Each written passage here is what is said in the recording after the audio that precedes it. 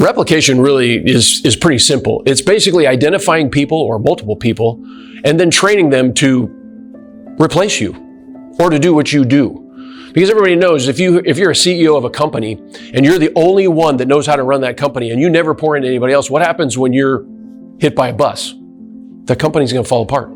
You have to pour into other people to keep that going.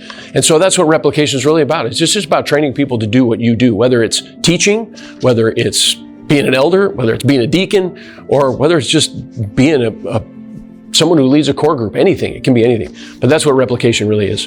In simple terms, replication is different than duplication. In duplication, you get the exact same thing.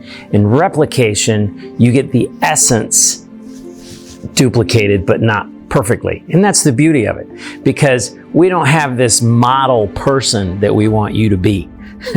God's way more creative than that. So don't look at us and say, hey, I want to be like him, or don't look at somebody else and say, I want to be like her. No, just be yourself. And God will use you to make it possible to replicate in other people, but they're going to be different than you. And that's the cool part about it. What does replication mean? Very simple. It is making sure that what we know doesn't stay only with us. Whether that is actually going out and making a disciple who is making disciples, that's the Great Commission. But it's also, what do I know here that someone else will need to know so that when I'm not here anymore, what I'm good at, somebody else can carry forward. C.O.R.E helps with this replication piece because it basically gives the framework through education, through core groups, through community, and all of these things, and provides the education to outreach so that we know how to replicate ourselves, so that we can kind of see, okay, well, this is what I'm doing.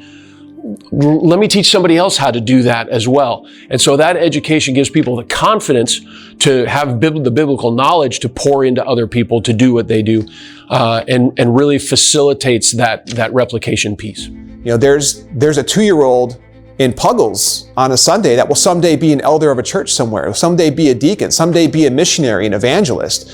And so when we look at replication, it's not just saying, do you have your faith in Jesus Christ, which is important, but it's, hey, what's God calling you to carry the mission forward in leadership? And I think about the examples we have in Scripture. Paul, everywhere he went, he appointed elders. He said, I'm going to leave this church, but I need to make sure that I leave it in the hands of faithful men who will carry on. And I think about Jesus himself. It was in John 13, where he's talking to the 12, and he says, I've set an example for you. Now go do as I've done. And so if the heart of discipleship is to be a follower of Christ, then let's do what he did and invest in the next generation and raise them up to keep the gospel moving.